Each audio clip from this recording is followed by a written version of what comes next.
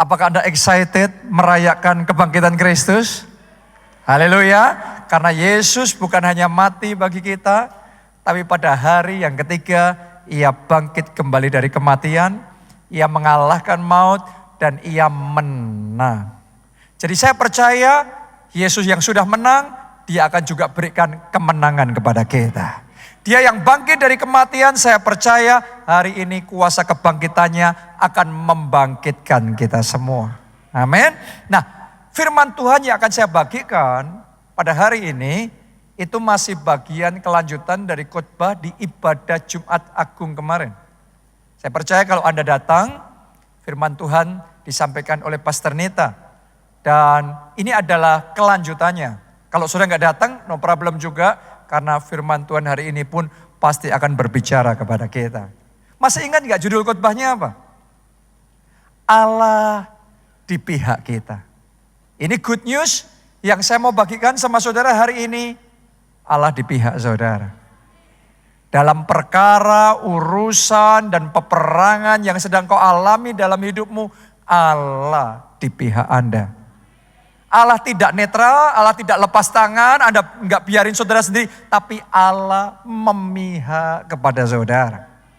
Nah pertanyaannya, ini khotbah hari ini ya, kalau Allah di pihak kita, terus kita di pihaknya siapa? Saya berdoa bukan cuma Allah di pihak kita, tapi kita semua ambil keputusan, kita juga di pihak Allah. Kita ada di pihak yang sama dengan Allah. Karena kalau saudara bersama dengan Allah, siapa lawan kita? Kita kasih tepuk tangannya pula yang paling meriah buat Tuhan kita. Mari kita buka Alkitab kita baca di dalam Matius 28, mulai ayat yang pertama. Setelah hari Sabat lewat, menjelang menyingsingnya fajar pada hari pertama minggu itu, pergilah Maria Magdalena dan Maria yang lain. Saya sebut ini para Maria. Karena Maria ini, Maria itu ya biar gampang, para Maria. Menengok kubur itu, ayat 2. Maka terjadilah gempa bumi yang hebat, sebab seorang malaikat Tuhan turun dari langit dan datang ke batu itu dan menggulingkannya lalu duduk di atasnya. Ini adalah peristiwa kebangkitan Kristus. Jadi disaksikan oleh para Maria itu. Sekarang ayat yang ketiga. Wajahnya bagaikan kilat dan pakaiannya putih bagaikan salju. Ayat 4. Dan penjaga-penjaga itu, saya sebutnya para penjaga, gentar, ketakutan dan menjadi seperti orang-orang mati. Ternyata yang menyaksikan peristiwa kebangkitan Kristus 2000 tahun yang lalu bukan cuma para Maria, tapi juga ada yaitu para penjaga, prajurit-prajurit, serdadu-serdadu yang ditempatkan di sana untuk menunggu kubur Yesus itu. Dan mereka ngalami ketika gempa itu terjadi, ketika batu digulingkan, ketika malaikat Tuhan itu turun. Mereka ngalami peristiwa itu, di mana Kristus bangkit dari kematian. Tapi saudara perhatikan enggak? Sama-sama ngelihat satu peristiwa yang sama, orang beda, komentarnya bisa beda.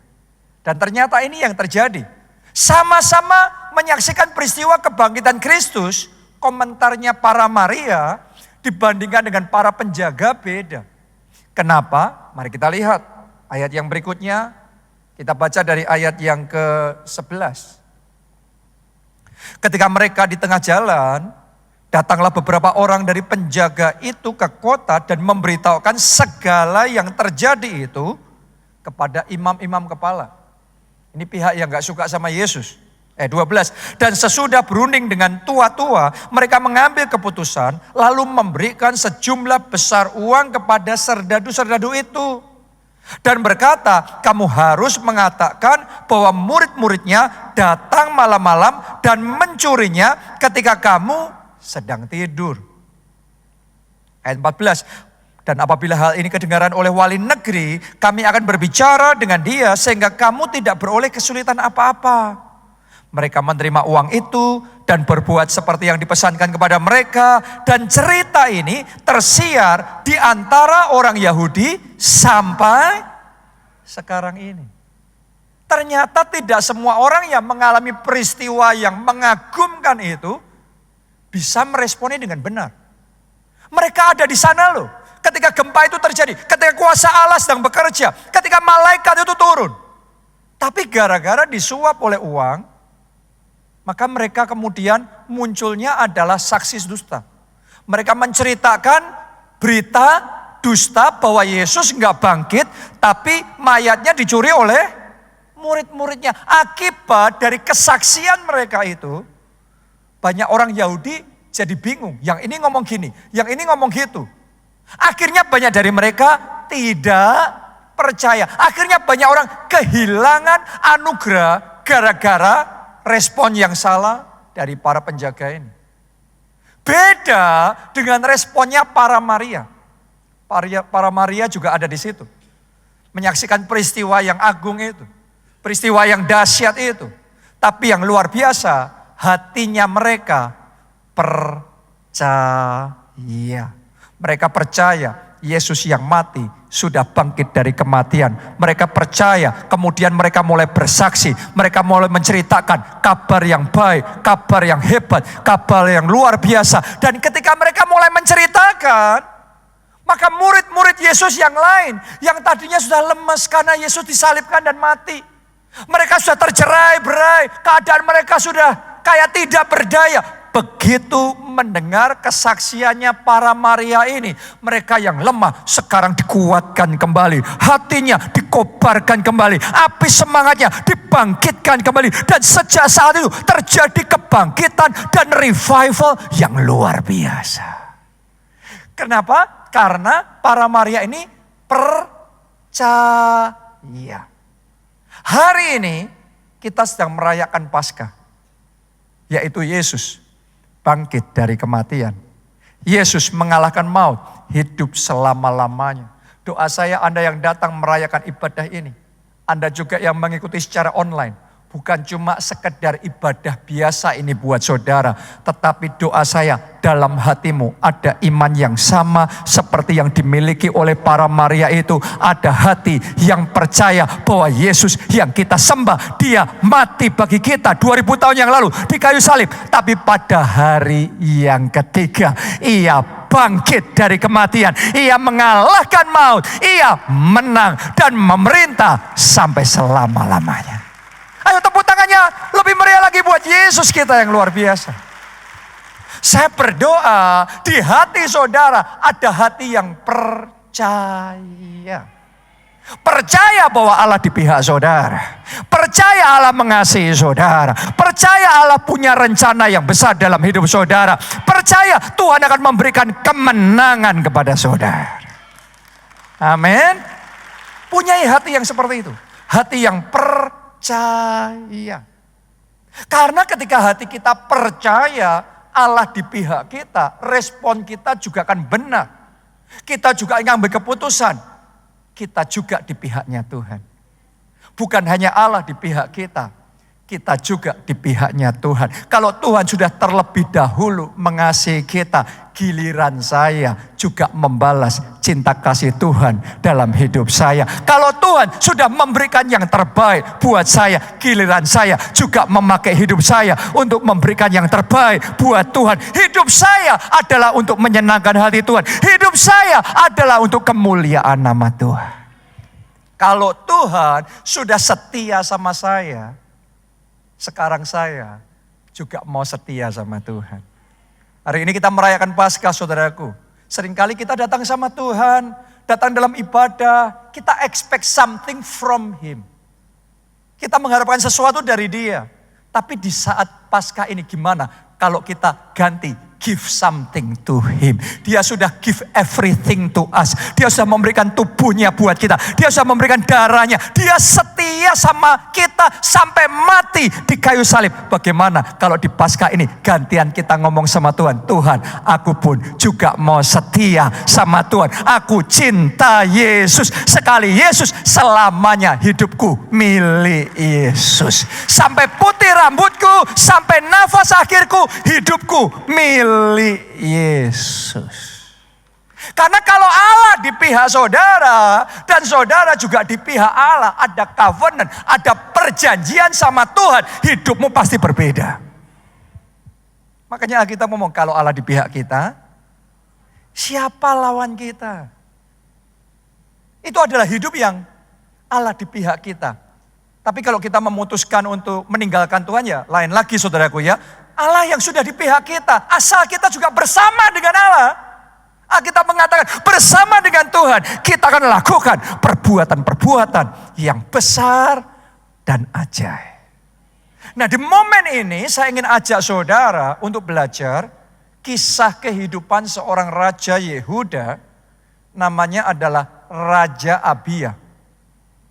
Ya, kalau Anda perhatikan di dalam sejarah perjalanan bangsa Israel setelah menjadi raja, masih ingat gak raja pertamanya siapa? Raja Saul. Setelah itu raja keduanya, Raja Daud. Raja Daud digantikan anaknya namanya Raja Salomo. Setelah anaknya Salomo meninggal, yang naik tahta siapa? Rehabeam. Di masa Rehabeam inilah Israel pecah jadi dua. Yang 11 suku disebut kerajaan Israel. Rajanya namanya Raja Rehabeam. Yang satu suku Yehuda, itu sukunya Daud, itu jadi kerajaan Yehuda. Jadi ada dua ya, yang satu kerajaan Israel dan yang satu kerajaan Yehuda. Kerajaan Yehuda ini waktu itu dipimpin oleh seorang raja namanya Raja Abia. Dan lagi perang ini. Dua kerajaan lagi perang. Yang satu Raja Abia memimpin kerajaan Yehuda, yang satu Raja Yerobeam memimpin kerajaan Israel. Tapi sebenarnya perang ini berat sebelah. Karena yang satu 11 suku, yang satu suku. 1 lawan 11 harusnya menang siapa? 11. Terus kemudian Anda harus tahu bahwa yang di sini tentaranya 800.000. Yang di sini 400.000. Harusnya menang siapa? 800. Raja Rehobeam ini raja yang sudah 18 tahun memerintah jadi raja. Sangat pengalaman. Orang yang bakat naturalnya luar biasa sekali. Orang yang lihai di dalam berperang, punya strategi-strategi yang waduh ini orang hebat lah. Tapi Abia ini raja yang baru naik tahta, dia masih sangat muda, dia belum pengalaman, masih hijau sama sekali. Sekarang berhadapan-hadapan, harusnya menang Abia apa Yerobeam? Harusnya Yerobeam. Tapi mari kita lihat kisah yang terjadi pada zaman itu. Kita baca di dalam 2 Tawarik 13, ayatnya yang ke-8. Tentu kamu menyangka bahwa kamu dapat mempertahankan diri terhadap kerajaan Tuhan yang dipegang keturunan Daud. Jadi ini siapa nih? Kerajaan Yehuda. Sukunya Daud ya, suku Yehuda. Karena jumlah kamu besar, maksudnya ini Israel. Dan karena pada kamu ada anak lembu emas yang dibuat Yerobeam untuk kamu menjadi Allah. Coba saudara renungkan itu. Jadi ternyata kerajaan Israel ini belok setia. Tadinya menyembah Allah Yehova. Tapi sekarang menyembah anak lembu emas. Hanya satu suku yang setia, yaitu suku Yehuda. Mereka hanya menyembah kepada Allah Yehova. Tapi kenyataannya, bicaranya secara manusia, secara hitung-hitungan, yang Israel lebih kuat daripada yang Yehuda. Yang di sini lebih banyak daripada yang di situ. Kadang-kadang dalam hidup kita, kita juga mengalami situasi-situasi yang gitu. Kita sudah jadi orang baik. Tapi kenapa kita ngelihat orang jahat malah lebih maju, lebih sukses, Di keluarga kita hormat sama orang tua.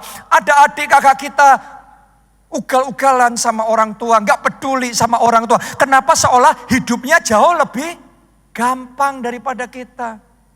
Kita cinta Tuhan, kita sungguh-sungguh sama Tuhan. Orang itu hidupnya nggak ingat sama Tuhan, nggak peduli sama Tuhan. Kenapa seolah-olah hidupnya jauh lebih maju? Keadaan yang sama yang dialami oleh Raja Yehuda pada waktu itu. Tapi hari ini saya mau ngomong begini sama saudara. Benar, startnya Yerobeam jauh lebih maju, jauh lebih kuat, jauh lebih banyak, jauh lebih hebat. Tapi dengarkan baik-baik saudaraku, dalam kehidupan ini, startnya kita tidak menentukan finishnya kita. Kita bisa memulai dengan tidak seberapa, tidak diperhitungkan.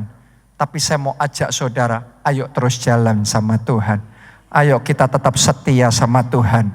Ayo kita tetap andalkan Tuhan di dalam kehidupan kita. Karena Allah kita itu Allah yang hidup. Dia Allah yang berkuasa. Dan dia di pihak kita. Dan kalau Allah di pihak kita, siapakah lawan kita? Doa saya, walaupun start kita nggak seberapa, tapi endingnya, finalnya nanti kemuliaan Tuhan. Saya berdoa ada pembelaan Tuhan, ada penyertaan Tuhan, ada favor Tuhan yang dicurahkan di dalam hidup saudara. Mari kita lihat seperti apa kesetiaan Raja Abia kepada Tuhan. Lanjutkan pembacaan itu mulai ayat yang ke-10. Tetapi kami ini, Tuhanlah Allah kami, dan kami tidak meninggalkannya. Ini mesti jadi komitmen ya buat kita semua. Yang 11 suku undur dari Tuhan. Yang satu suku, kamu undur, aku tetap maju. Sama seperti yang dikatakan oleh Yosua. Kalau Anda masih ingat ya, dia ngomong sama bangsa Israel. Kamu pilih hari ini, kepada siapa kamu akan beribadah. Aku gak tahu pilihanmu seperti apa. Tetapi aku dan seisi keluargaku, kami akan beribadah sama Tuhan. Kami akan melayani Tuhan dengan segenap hidup kami. Kadang-kadang dalam hidup ini, kesetiaan kita diuji.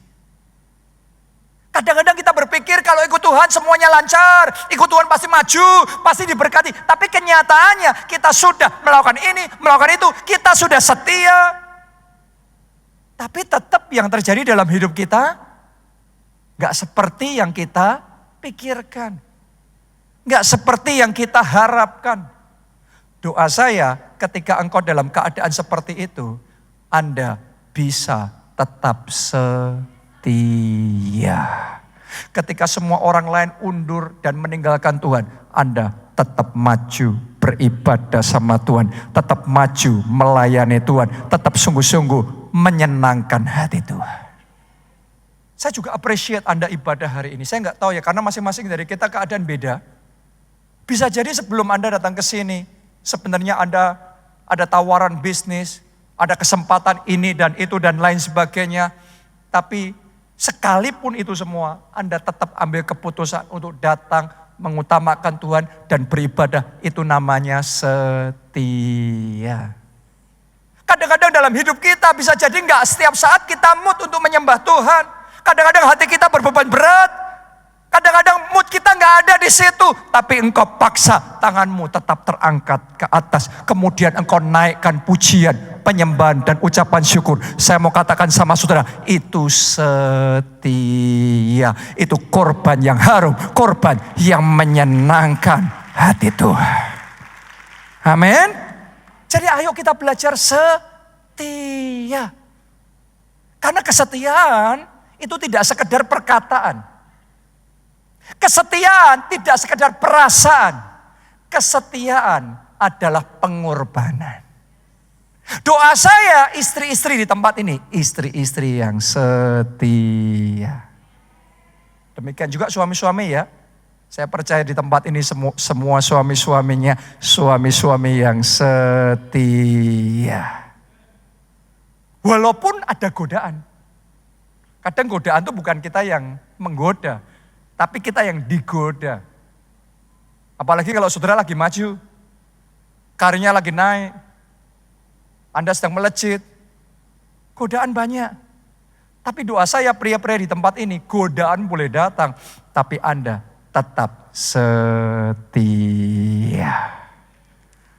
Amin. Setia itu bukan kalau nggak ada kesempatan kita setia. Setia itu walaupun ada kesempatan buat gila, tapi kita memilih tetap setia. Dan terlebih lagi kita sebagai anak Tuhan, ayo ambil keputusan. Jadi anak Tuhan yang setia. Jadi pelayan Tuhan yang setia. Ayo kita loyal dan setia sama Tuhan. Tuhan sudah setia sama kita. Giliran kita setia sama Tuhan. Tuhan sudah mengasihi kita. Giliran kita membalas cinta kasih Tuhan. Tuhan sudah give the best dalam hidup kita. Mari kita juga give our best for Jesus.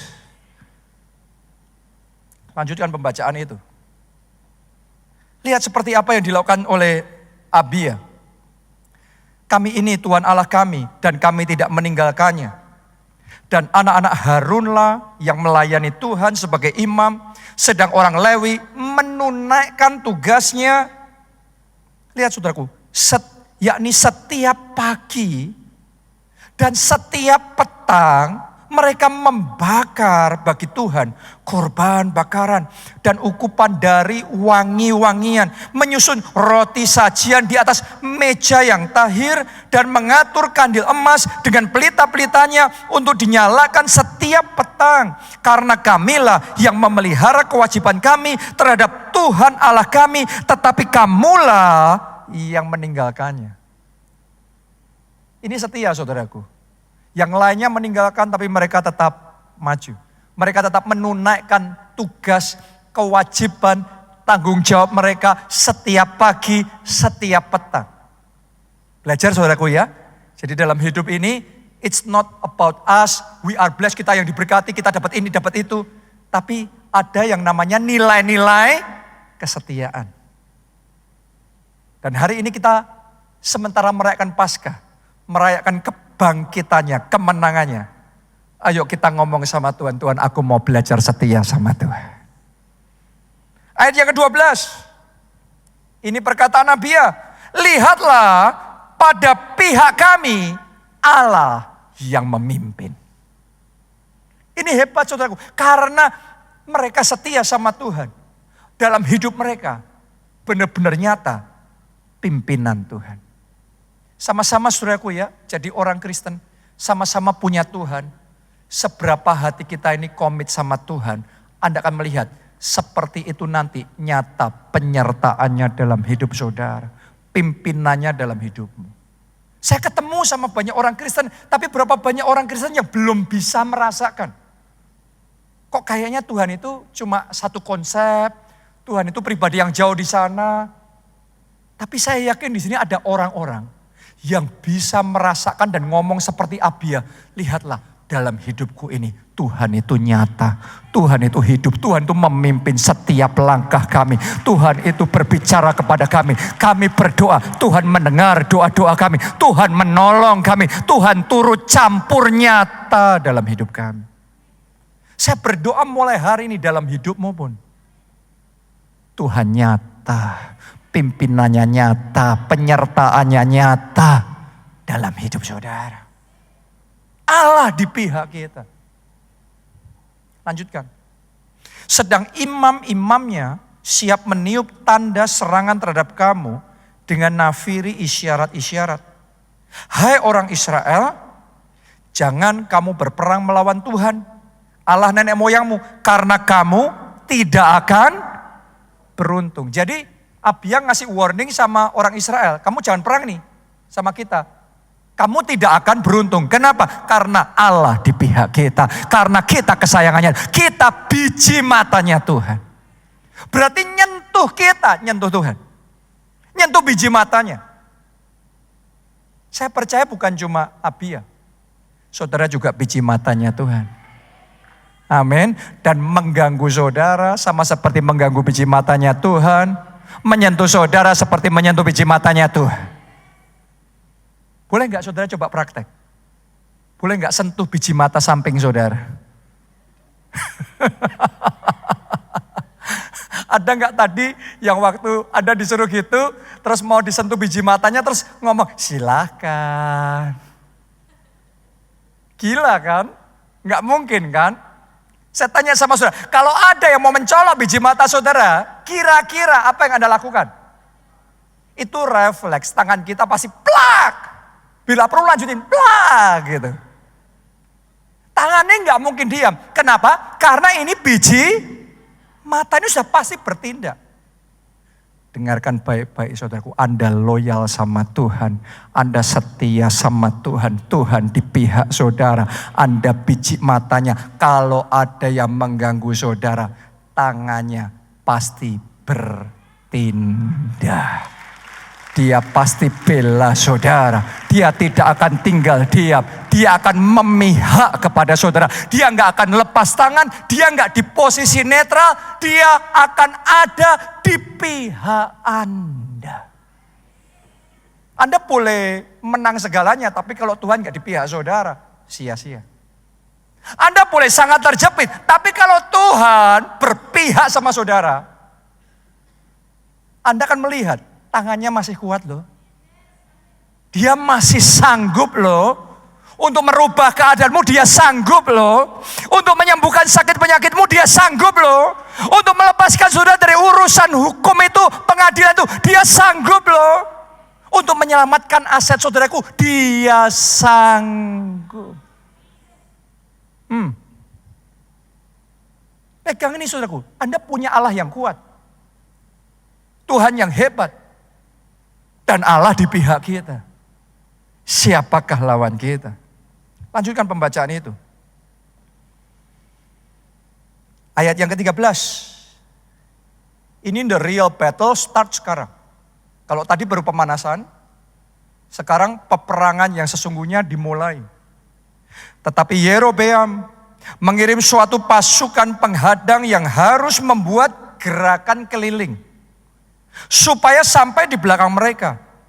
Sehingga induk pasukannya berada di depan Yehuda. Dan pasukan-pasukan di belakang mereka. Anda bisa bayangkan nggak situasinya pada waktu itu? Di sini Yehuda, mereka sedang berhadapan-hadapan sama Israel. Tapi Yerobeam ini, saya ngomong tadi sama saudara, ini lihai banget. Ini orang yang tahu gimana ngadepin musuh, gimana untuk memancing musuh, gimana untuk mengepung dan kemudian menekel, menikung musuh, menjatuhkan dan dia bisa merebut kemenangan. Ini strategi perangnya powerful. Dan saya mesti ngomong begini sama saudara. Abia boleh cinta Tuhan, tapi ketika peperangan, battle is battle. Skill is needed. Peperangan ya peperangan. Dan untuk memenangkan peperangan dibutuhkan apa? Skill. Dibutuhkan kemampuan. Dan karena sebenarnya Yerobeam lebih skillful daripada Abia saat itu, secara caturnya harusnya Yerobeam menang. Dan Abia terpojok. Mungkin itu saat ini yang sedang kau alami dalam kehidupanmu. Terpojok. Bisa jadi Anda sedang terpojok karena ada fitnah dan omongan-omongan yang tidak adil yang membuat keadaanmu di keluarga itu, di pernikahan itu, di kantor itu terpojok. Mungkin ada juga yang mengalami bahwa masalah datangnya seperti pasukan Yerobeam tadi, ngepung dari depan dan dari belakang, siap untuk menelan dan menghancurkan. Maju kena, mundur pun juga kena. Sehingga keadaan kita terdesak. Ayo, berapa banyak dari kita saat ini sedang terkepung dengan kebutuhan finansial yang jauh lebih besar daripada kesanggupan saudara. Sehingga secara matematika Anda nggak ngelihat jalan lagi nih. Anda ngelihat sekeliling nggak ada jalan lagi. Ini mau dihitung bola-balik seperti apa, nggak ketemu rumusnya nih. Gimana caranya? Terpojok. Saya nggak tahu satu persatu keadaanmu seperti apa. Tapi buat saudara yang terpojok, saya ajak saudara belajar dari Abia. Bagaimana sekalipun sudah terpojok, kita bisa selamat. Karena saya percaya hari ini hari kebangkitan Kristus. Karena itu akan ada keselamatan. Karena itu akan ada kebangkitan yang terjadi, yang dia lakukan di dalam hidup saudara. Boleh nggak tepuk tangannya? Lebih meriah lagi buat Tuhan kita. Ayat yang ke-14 kita baca. Ketika Yehuda menoleh ke belakang, lihatlah mereka harus menghadapi pertempuran dari depan dan dari belakang. Dan ini yang mereka lakukan, kalimat terakhir ditulis begini. Mereka berteriak kepada Tuhan sedang para imam meniup nafiri. Ditulis di sana, dalam keadaan terdesak itu. Mereka berteriak kepada Tuhan. Ini penting. Raja Abia ternyata ngerti satu kebenaran ini. Pertama, dia memang harus perang. Secara jasmani pakai pedang. Atur strategi. Lakukan semaksimal mungkin untuk bisa menang di dalam peperangan. Itu harus dilakukan. Makanya saya mau ngomong sama saudara, Anda juga perlu melakukan secara jasmani, usahakan yang terbaik. Tapi ada satu hal lagi yang dilakukan oleh Abia yang membuat perbedaan. Saat dia terdesak, dia berteriak kepada Tuhan. Saya mau ngomong sama saudara, dalam keadaanmu yang terdesak, jangan pernah lupa satu ini. Berteriak kepada Tuhan. Andalkan Tuhan di dalam hidup saudara. Anda harus usaha jasmani, Anda lakukan yang maksimal, tapi Anda libatkan Tuhan dan tidak peperangan yang sama, hasilnya berbeda. Ada banyak orang begitu sibuk dengan usahanya, dengan pikirannya, dengan caranya sendiri secara manusia, tapi lupa teriak sama Tuhan. Lupa doa sama Tuhan. Lupa andalan Tuhan. Akibatnya pusing sendiri, kalut sendiri, khawatir sendiri, tapi lupa untuk melibatkan Tuhan. Itu seperti yang dialami oleh murid-murid Yesus di perahu bersama Yesus, tapi sibuk sendiri sampai Yesus tidur. Jadi Yesus ada, tapi tidur. Datanglah angin taufan mengamuk, mereka hampir tenggelam. Mereka berusaha semaksimal mungkin menyelamatkan diri, hampir tenggelam. Di momen kritikal itu, mereka teriak sama Yesus. Mereka minta tolong sama Yesus. Saat itulah Yesus bangkit, menghardik angin ribut itu, maka teduhlah damai itu, danau itu, dan kemudian selamatlah mereka. Hal yang persis sama dilakukan oleh Raja Abia. Dia sudah usaha yang terbaik, tapi dia tidak berdaya di dalam keadaannya yang terdesak. Dia berseru sama Tuhan, dan ketika dia berseru, Tuhan menjawab. Momen Paskah ini, saya ajak saudara, pakai momen ini untuk berseru sama Tuhan. Pakai momen ini untuk berteriak sama Tuhan. Tuhanmu hidup saudaraku. Dia sanggup mendengarkan doa-doa saudara. Dia masih berkuasa untuk turut campur dan mengubahkan keadaanmu. Untuk menolong saudara dan menyelamatkan saudara. Karena itu hari ini apapun keadaan saudara, ayo berteriak sama Tuhan. Ayo berdoa sama Tuhan. Andalkan Tuhan di dalam hidup saudara. Bukan cuma berpikir ya, berpikir harus, berjuang harus, berusaha harus, lakukan semuanya harus. Tapi andalkan Tuhan nomor satu. Setelah itu yang berikutnya, mari perhatikan. Setelah minta tolong sama Tuhan, apalagi yang Raja Abia lakukan? Ayat berikutnya. Ayat 15. Dan orang-orang Yehuda, ditulis di sana begini, memekikkan pekik perang. Pada saat orang-orang Yehuda itu memekikkan pekik perang, Allah memukul kala Yerobeam.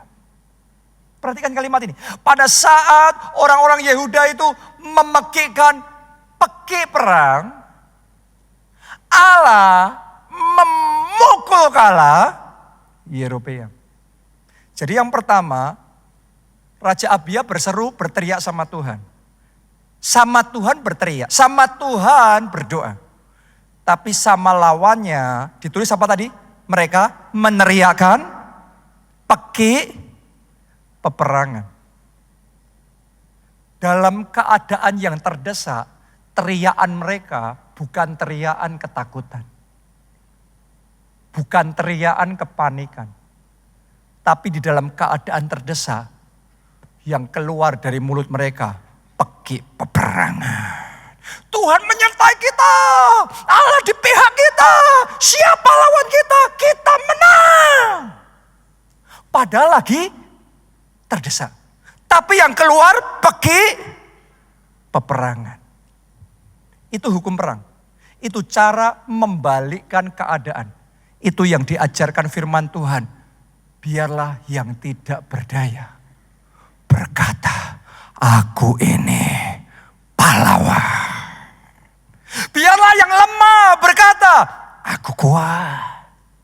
Biarlah yang sakit berkata, aku sembuh. Jadi perkataan ini bukan perkataan ketakutan, perkataan kekhawatiran. Perkataan ini bukan untuk menjelaskan situasinya. Anda bayangkan kalau waktu Abia lagi terdesak, terus dia keluar suaranya adalah ketakutan. Waduh, gimana ini? Gimana terkepung kita, mati kita. Kalau itu suaranya Abia, Anda jangan heran, Raja Yerobeam dan pasukannya akan tambah semangat, habisi mereka. Benar apa tidak? Habis tuh. Banyak orang keliru besar saat peperangan sengit terjadi dalam hidupnya. Yang keluar suaranya kepanikan. Gimana ini? Bisnis turun semua, omset turun semua. Ini daya beli masyarakat lagi turun. Ini persaingan tambah berat. Ini dan itu. Yang keluar hanya perkataan menjelaskan keadaan. Perkataan untuk menunjukkan ketakutannya kita, kepanikannya kita. Ingat baik-baik saudaraku, Alkitab berkata hidup dan mati dikuasai lidah. Barang siapa suka mengembangkannya, ia akan memakan buahnya. Jadi perkataan saudara itu belajar pakai perkataan untuk berperang. Bukan pakai perkataan untuk mengekspresikan yang ada di hati saja. Ada waktunya kita ngomong begitu. Tapi kalau lagi perang, pakai perkataan untuk menang. Saya belajar prinsip yang sama ini. Ya kita semua ya, termasuk saya yang ngalami. Ada momen-momen kita dalam keadaan susah. Ada situasi-situasi di mana kita ini ngalami penurunan, kemunduran. Tapi saya belajar satu prinsip ini. Kalau lagi turun, terus kita ngomong, waduh gimana nih. Terus saya lemes, habis sudah. Kalau lagi mundur, terus kemudian kita kayak layangan putus yang kayak sudah gak ada harapan lagi, habis sudah. Justru di tengah kesesakan kita, itu waktu yang terbaik meneriakkan peki peperangan, mendeklarasikan Allah kita, Allah yang berkuasa, Allah di pihak kita. Siapakah lawan kita? Bersama dengan Tuhan tidak ada yang mustahil. Mujizat pasti terjadi, kemenangan pasti terjadi. Coba saudara renungkan, ini terlepas dari kuasa secara rohani. Secara jasmani saja prinsip yang sama berlaku. Anda coba jualan satu barang yang sama, satu produk yang sama, ngomong aja kalimatnya persis sama tapi kayak ragu-ragu gitu. Jualannya kayak orang yang gak confident. Sama produk yang sama, informasi yang sama semuanya, tapi disampaikan dengan keyakinan yang kuat, ini barang bagus banget, ini pasti manjur, ini luar biasa. Saya yakin hasil jualannya beda. Saya mau ngomong sama saudara, belajar dalam kehidupan ini, pakai lidahmu untuk membalikkan keadaan. Pakai lidahmu untuk memenangkan peperangan. Pakai lidahmu untuk membuka pintu-pintu yang tertutup. Pakai lidah saudara untuk mendatangkan kuasa Allah bekerja. Sehingga mujizat demi mujizat terjadi dalam hidup saudara. Jadi dalam keadaan yang terdesak, hari ini mulai berkata-kata di dalam nama Tuhan Yesus. Aku sembuh, aku sehat, aku kuat, I am blessed, I am highly favored. Tepuk tangannya yang paling meriah buat Tuhan kita. Anda diberkati, Anda diberkati, Anda diberkati, Anda diberkati. Apa saja yang kau lakukan dibuat Tuhan berhasil, berhasil, berhasil. Engkau diberkati, Allah di pihakmu. Ayo tepuk tangannya yang paling meriah buat Tuhan kita. Amin. Anda akan melihat kemenangan. Ini yang dialami oleh Raja Abia. Lanjutkan lagi pembacaan itu. Sekarang ayat yang ke-18. Demikianlah orang Israel ditundukkan.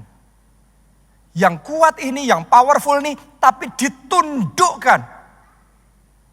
Pada waktu itu, sedang orang Yehuda menjadi kokoh. Karena mereka mengandalkan diri kepada Tuhan. Allah nenek moyang mereka. Tak pernah lagi Yerobeam mendapat kekuatan di zaman Abia. Tuhan memukul dia. Sehingga ia mati. Saya mau ngomong begini sama saudara, Yerobeam yang awalnya gagahnya luar biasa, endingnya lenyap. Abia yang awalnya tidak diperhitungkan, akhirnya kemuliaan. Saya mau katakan sama saudara, perjuanganmu baru di tengah jalan. Engkau belum di final. Tapi saya nubuatkan finalnya kemuliaan, finalnya kemenangan, finalnya kejayaan. Akan ada kesaksian-kesaksian dahsyat yang Anda ceritakan dan nama Tuhan dipermuliakan. Ayo kita baca ayat terakhir ya. Ayat terakhir di Ayub 19 ayat 25 sampai 27. Pemain musik boleh maju ke depan. Ini adalah kesaksian dari Ayub. Ayub ngomong begini, tetapi aku tahu penebusku hidup. Boleh enggak saudara ngomong hal yang sama seperti Ayub itu? Boleh enggak semuanya katakan aku tahu? Oh no, jangan ngomong kayak gitu saudaraku. Ngomong dari hati, dengan keyakinan, aku tahu penebusku hidup. Gampang untuk ngomong Allah di pihakku. Tapi di tengah semua masalah dan keadaanmu yang sedang terjadi saat ini.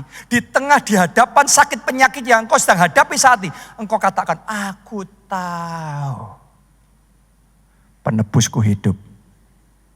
Di saat Anda sedang terdesak, di saat engkau mengalami kegagalan, katakan, aku tahu penebusku hidup. Allah di pihakku. Lanjutkan lagi. Dan akhirnya, imannya Ayub kayak gini. Akhirnya, finalnya nanti, ujung dari semuanya ini, ia akan bangkit di atas debu. Saudara harus tahu bahwa Ayub sedang menceritakan keadaannya yang sudah habis seperti debu. Tadinya kejayaannya begitu menjulang tinggi, tapi diizinkan dalam sekejap semuanya habis. Sekalipun orang ngomong kekayaannya 7 keturunan gak habis. Tapi ternyata kalau diizinkan itu dalam sehari pun lenyap semua. Dia sudah jadi debu. Nothing sudah. Dia menggambarkan situasinya debu. Tapi ketika dia dalam situasi debu, nothing, debu itu diinjak-injak gini. Gak ada artinya. Mungkin itu yang saudara rasakan. Harga dirimu kayak jadi debu diinjak-injak, gak ada artinya. Kehormatanmu kayak diinjak-injak. Nama baikmu mungkin yang diinjak-injak. Kayak sudah jadi debu. Hebatnya Ayub gini saudaraku, dalam keadaan debu itu. Dia ngomong, aku tahu penebusku hidup. Dan akhirnya ujung dari semuanya ini, kebangkitan terjadi. Oh, saya berdoa di tengah semua masalah yang kau hadapi ini, keyakinan yang seperti itu, iman seperti yang dimiliki oleh Ayub, yang membuat engkau bisa berkata, aku tahu Allah di pihakku. Aku percaya Allah memihak kepadaku. Tuhan tidak tinggal diam. Tuhan tidak lepas tangan. Tuhan pasti menolong. Ujung dari semuanya ini adalah kebangkitan, kemenangan, kesembuhan, pemulihan. Akan terjadi itu dalam hidup saudara. Lanjutkan lagi, 2 ayat terakhir ini. 26 dan 27. Juga sesudah kulit tubuhku sangat rusak, tanpa dagingku akan melihat Allah. Yang aku sendiri akan melihat, memihak kepadaku. Mataku sendiri menyaksikannya dan bukan orang lain. Hati sanubariku merana karena rindu. Ini yang dialami Ayub. Dia tuh kesaksian. Dagingku tuh sudah habis semua. Bukan cuma daging. Biasanya orang ngomong kalau sudah habis dagingnya tinggal apa? Kulit. Tapi kulitnya pun tadi apa? Rusak. Dagingnya habis, kulitnya rusak. Kenapa dia ngomong gitu? Karena dalam sehari semua hartanya habis. Kekayaannya habis. Kambing, domba, lembu, sapi habis. Hamba-hambanya habis. Keluarganya, anaknya habis. Dia ngomong dagingnya semua sudah habis nih. Kulitnya pun sudah rusak, kesehatannya sudah hancur. Tetapi aku tahu penebusku hidup. Akhir ujung dari semuanya ini, Allah akan bangkit.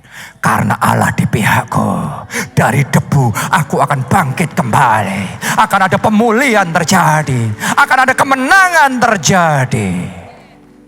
Dan tepat seperti imannya Ayub, Tuhan kerjakan itu. Pemulihan 2 kali lipat ganda dalam sekejap Tuhan kerjakan.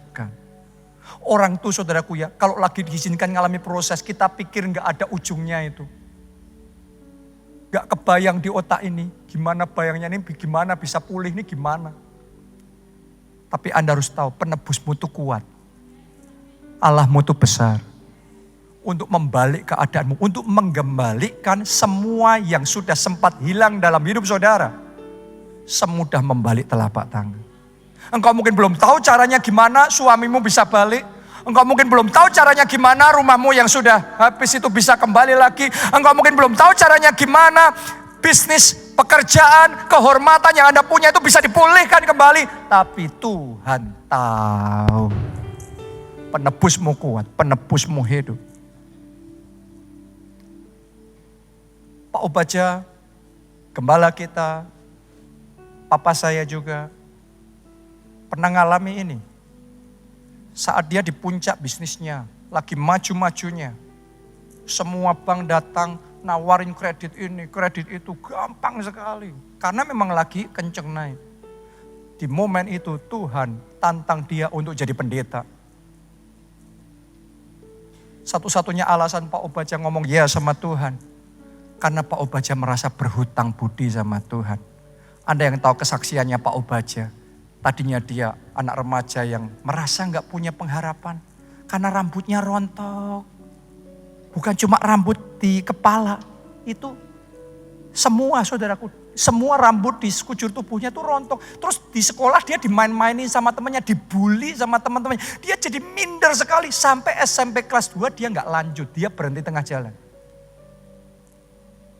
Dia ngerasa gak punya masa depan. Tapi di momen itu Tuhan dengar doanya. Tuhan jawab. Tuhan berikan mujizat. Sehingga dia bisa bangkit. Dia bisa jadi pengusaha yang sukses. Dia merasa hidupnya itu berhutang sama Tuhan. Jadi kalau Tuhan suruh apapun, gak ada alasan untuk ngomong tidak. Hanya ya Tuhan.